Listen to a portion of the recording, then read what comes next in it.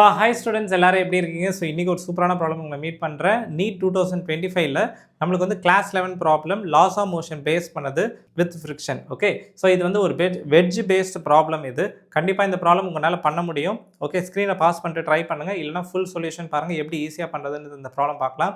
இப்போ தான் நம்ம சேனலுக்கு நீங்கள் ஃபஸ்ட் டைம் வந்திருக்கீங்கன்னா மறக்காமல் என்ன பண்ணி வச்சுக்கோங்க, சப்ஸ்கிரைப் பண்ணி வச்சுக்கோங்க. ரெகுலராக நம்ம சேனல்லேருந்து வீடியோஸ் வருது. Let's go into the video. So என்ன கொடுத்துருக்கான்னு பாருங்கள் first. So there are two incline surface of length வந்து எல். ஸோ ரெண்டு இன்க்ளைன் சர்ஃபேஸ் இருக்குது, ரெண்டோட லென்த்துமே என்னென்னா எல்லுன்னு சொல்லி கொடுத்துருக்கான். And same angle of inclination 45 with horizontal. So ஹாரிசாண்டலோட எவ்வளோ ஆங்கிள் மேக் பண்ணுதுன்னா 45 angle with for the incline surface. One of them is rough and other is perfectly smooth. So ஒரு இது ரஃபாக இருக்குது, இன்னொரு இது ஸ்மூத்தாக இருக்குது. இப்போ என்ன கேட்டிருக்கான், the given body takes 2 times as the time to slide down on the rough surface then on the smooth surface. So rough சர்ஃபேஸில் இருக்க டேக் பண்ணுற டைம் வந்து 2 times that of what smooth surface அப்படின்னு சொல்லியிருக்கான். இதுக்கு என்ன அர்த்தம், இவன் கொடுத்துருக்க டேட்டாவை ரஃப் சர்ஃபேஸில் மேலேருந்து ஸ்லைட் ஆகக்கூடிய டைம் எவ்வளோ லென்த்து ஸ்லைட் ஆகணும், எல் இஸ் த லென்த். நம்ம இங்கே டீன்னு எடுத்திருக்கோம். ஓகே, தட் டசன்ட் மேட்டர், எல்ன்னு எடுத்துக்கலாம், இல்லை டீன் கூட எடுக்கலாம். So the time taken for the rough surface is 2 times the time taken for the smooth surface. So that is the idea year. Okay, கொடுத்துருக்க data. Next, the coefficient of kinetic friction mu k between the object and the rough surface is close to என்னன்னு சொல்லி கேட்குறான். So what is coefficient of kinetic friction? That is the important part. So எப்படி கண்டுபிடிக்கிறதை பாருங்கள், it's very easy. Time இதுதான் condition. இந்த condition வச்சு நம்ம ஈஸியாக கண்டுபிடிக்க முடியும். ஃபஸ்ட்டு ரெண்டு சர்ஃபேஸையும் ட்ரா பண்ணிக்கலாம். This is the smooth surface. இதில் எவ்வளோ டிஸ்டன்ஸ் இருக்குது, ஏபி டிஸ்டன்ஸ், இது சிடி டிஸ்டன்ஸ். கொஸ்டினில் என்ன கொடுத்துருக்கான், ரெண்டுமே incline surface of equal length இல்லையா. ஸோ ஏபி இந்த லென்த்தும் சிடி இந்த லென்த் ரெண்டுமே நான் என்ன எடுத்திருக்கேன், டீன்னு எடுத்திருக்கேன். கொஸ்டினில் எல்என்னு கொடுத்துருக்கேன், டசன்ட் மேட்டர். ஓகே, ஸோ இப்போ மியூக்கு என்னன்னு கேட்குறான். ஸோ இதில் நம்மளுக்கு ஆக்சிலரேஷன் இந்த downward direction in case of smooth surface என்ன வரும் அப்படின்னா ஜி சைன் தீட்டா.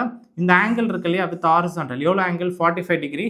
இதுவும் என்னது 45 டிகிரி. ரெண்டுத்துக்கும் சேம் ஆங்கிள்ன்றதையும் மென்ஷன் பண்ணியிருந்தா நம்மளுக்கு என்ன தெரியணும்னா ரஃப் சர்ஃபேஸில் ஆக்சிலரேஷன் என்னவாக இருக்குன்னா g sine theta minus g mu cos தீட்டான்ற ஒரு இம்பார்ட்டன்ட் ஃபார்முலா, ஸ்டாண்டர்ட் ஃபார்முலா இது. You should know this.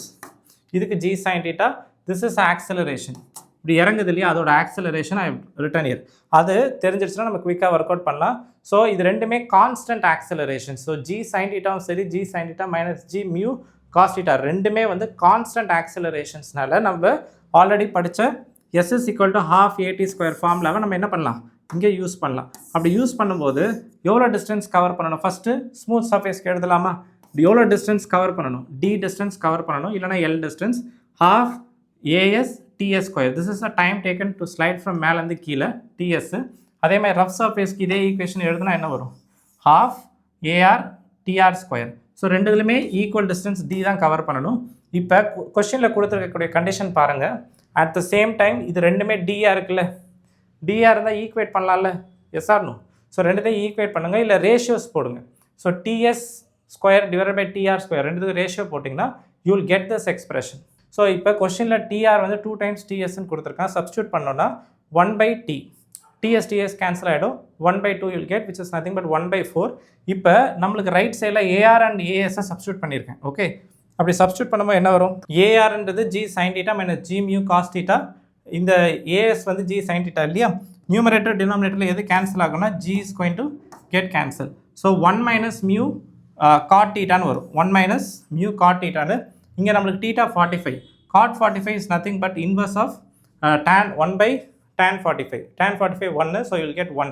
So cot 45 it going to be 1. Okay, so அதுக்கப்புறம் கிராஸ் மல்டிப்ளை பண்ணுங்கள். You can get the mu value as what 3/4. So option is going to be A 0.75 தான் answer. Okay, so கண்டிப்பாக இந்த video உங்களுக்கு யூஸ்ஃபுல்லாக இருக்கும் நம்புகிறேன். So ஏதாவது டவுட்ஸ் இருந்தால் மறக்காமல் கமெண்ட் பாக்ஸில் போடுங்க. நான் நெக்ஸ்ட் வீடியோவில் மீட் பண்ணுறேன். அடுத்து என்ன வீடியோ நம்ம சேனல்லேருந்து வரணும் அப்படின்றதையும் நீங்கள் சொல்லுங்கள், நான் கண்டிப்பாக போஸ்ட் பண்ணுறேன். Until then, bye from Nagarajan. I will meet in the next video.